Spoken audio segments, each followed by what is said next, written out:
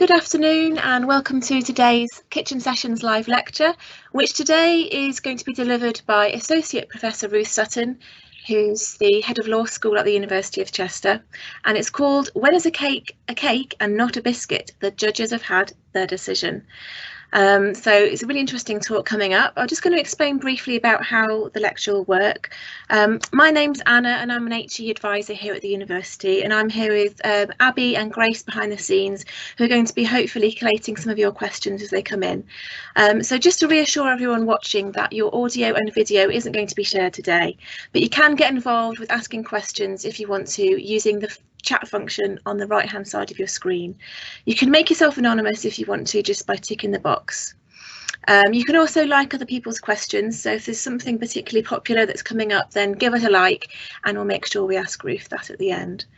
I think that's everything from me, so I'll hand you over to Ruth and off we go. Well, good afternoon, everybody, and welcome to my kitchen for the kitchen session called "When is a cake and not a biscuit? The judges have made their decision." Well, who's missing Bake Off? Because I know I am. Bereft after the not being able to watch it every Tuesday night. However, a bit of contention in this series and in the previous series that's done it. I want to take you all the way back to Biscuit Week. Okay, now Prue announced Biscuit Week and she said, "It's Biscuit Week and we're kicking off with Florentines." Oh no, my heart fell. This is exactly what they did last time. Well, Lottie had an amazing time, didn't she? Lottie's Florentines, Paul Hollywood was blown away by them. He said they were faultless, and Lottie got that famous Hollywood handshake. But had Hollywood got it right? Had Prue got it right? Is a Florentine actually a biscuit? Now, you might be thinking to yourself, what on earth has this got to do with law? It's got a lot to do with law, because believe it or not, biscuits, cakes and confectionery are defined by law, and they are defined by the law because it matters in terms of whether you pay VAT on them or not. So if something is 0 rated for VAT, you don't pay any VAT on it, but if something is standard rated, then you pay the standard rate at the time for VAT. Now, the standard rate at the moment for VAT is 20%. So if food attracts standard rate VAT, it's a fifth more expensive than food that doesn't attract VAT. So still doesn't sound like law, does it? Well, it is. The supply of goods and services is generally, the supply of food under goods and services is generally 0 rated for VAT. And that's a piece of legislation called the Value Added Tax Act 1994, and food comes under Section 30, Schedule 8. I'm going to talk to you today about 2 particular foods, and these are what you might think biscuits. Okay, so first of all, here's the Exhibit A, the biscuit in question in terms of Bake Off. Well, it's a biscuit. It looks like a biscuit. It's covered in chocolate. It's got some nuts and raisins and maybe a bit of flour. Smells like a biscuit, and I think it tastes like one as well. And here's one that I've chopped in half for you, so you can see what's on the inside of these particular Florentines. So biscuit covered, chocolate covered, a base, and something on the inside. The thing about Florentines, though, is that they might have a biscuit base and they might not. Still, surely again, you're going to say to me, that doesn't matter. What I'd like to introduce you to, the tea cake, and it's not the tea cake that you put in the toaster, it's one of these. And they've also been the subject of, they've also been made on Bake Off, these marshmallow tea cakes. So covered in chocolate, as you can see, and I've got one here that I've cut up so that we can see what's inside. And as you can probably see, you've got chocolate cover, marshmallow inside, And there we go, the biscuit base. Again, you're probably thinking, I've come here to hear about law. Why am I watching a cookery show? Well, you're not. So, as I've mentioned, the supply of food is normally zero rated under the VAT Act 1994, Section 30, Schedule 8. But there are exceptions, and there always are in law. One of those exceptions is confectionery. And if a food is classed as confectionery, then it is standard rated and you have to pay tax on it. So, however, there's an exception to the exception. So the exception to the exception is cakes and biscuits. And cakes and biscuits are zero rated. So you don't pay VAT on cakes and biscuits. However, there's an exception to the exception to the exception, and that is biscuits which are wholly or partly covered in chocolate. Now then, what do you think? Biscuits, wholly or partly covered in chocolate? Both of these are biscuits, right? Let's see, shall we? This discussion, although it might seem, boring and normal and everyday to you, was actually the source of a very long case that went to both the European Court of Justice and the House of Lords. Marks and Spencer's made a version of these tea cakes, these marshmallow tea cakes. And for many years, since VAT was introduced in 1973, Her Majesty's Commissioners, and I'm going to call them that because the name changed in the middle, but the people who collected the tax took the view that these M&S tea cakes were biscuits covered with chocolate, and therefore the exception to the exception to the exception, and therefore you had to pay VAT on them. And it was up to Marks and Spencer's to pay that VAT, and so they did. And they did for 21 years.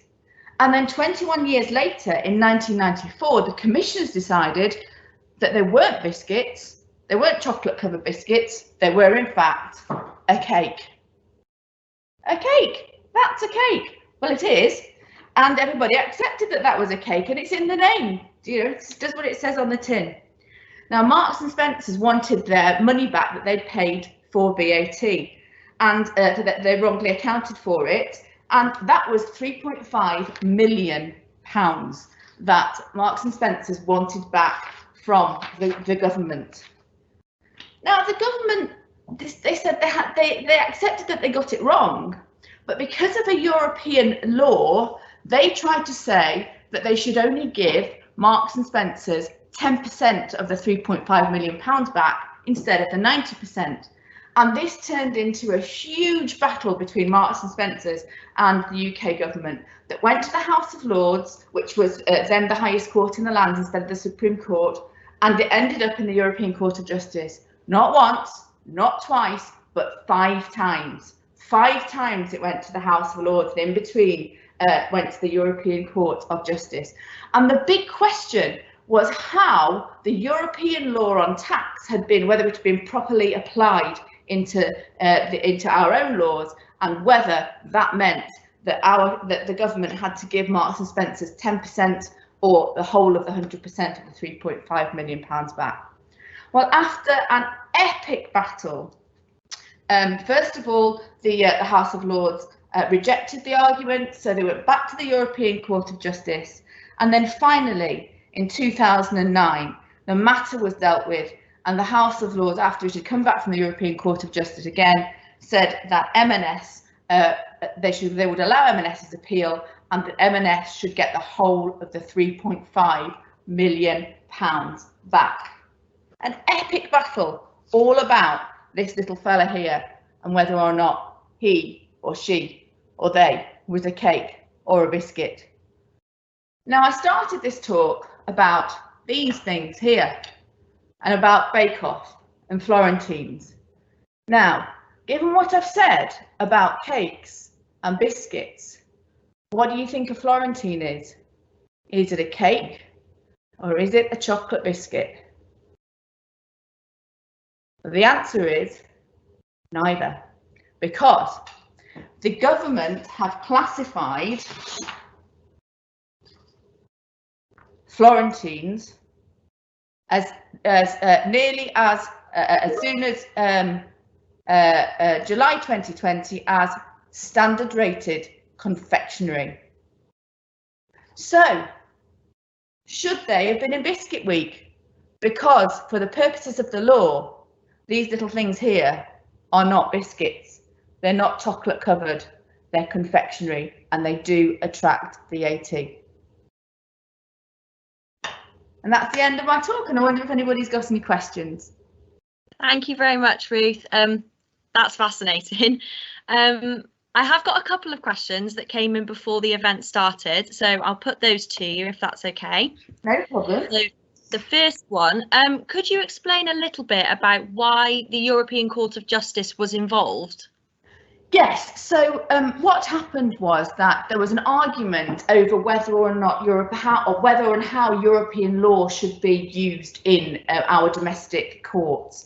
And Marks and Spencers were allowed to, at that time, appeal to, and they appealed to the European Court of Justice because they were claiming that the UK government had failed to properly transpose a European directive, which is a European law made by the Council of Europe, into our national law.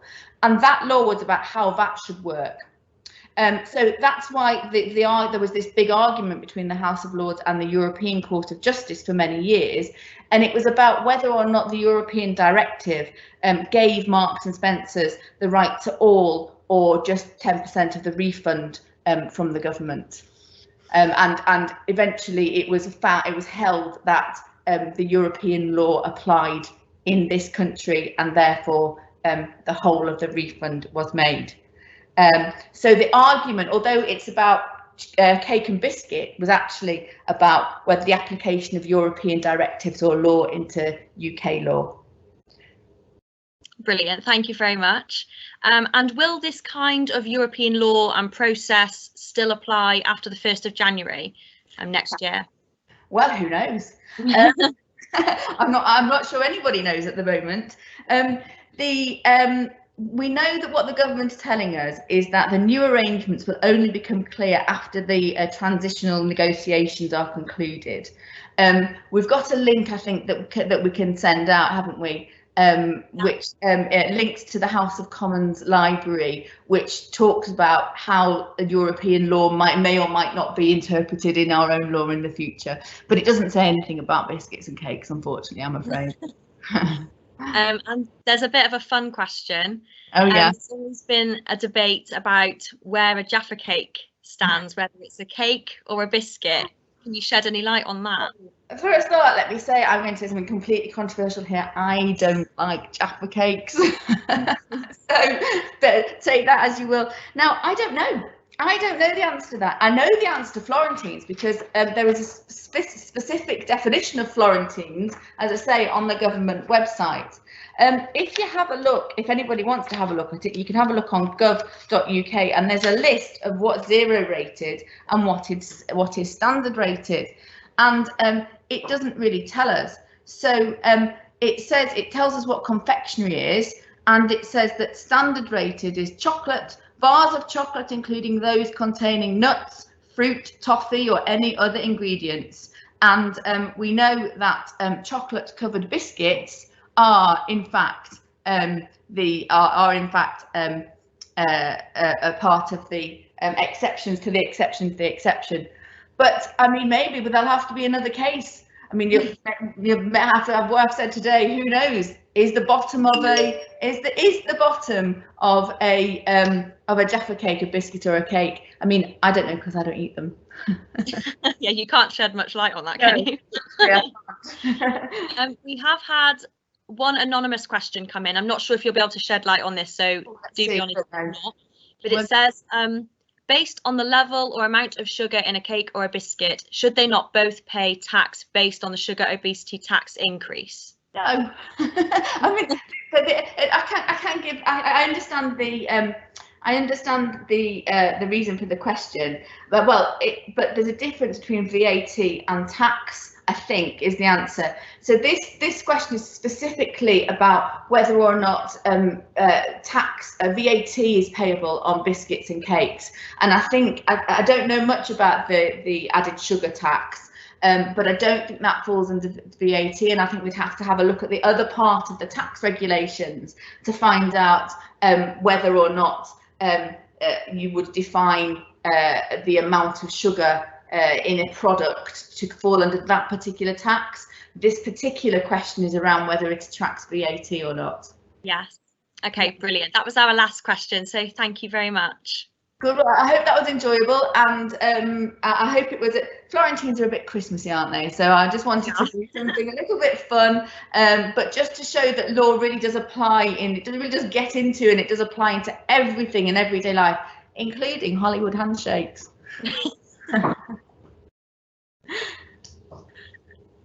So I think I just say happy holidays now, don't I?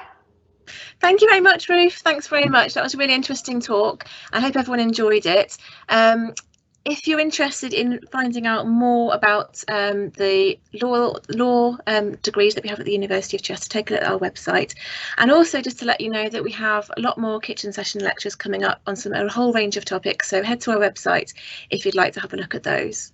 And thank you very much, everyone, for watching.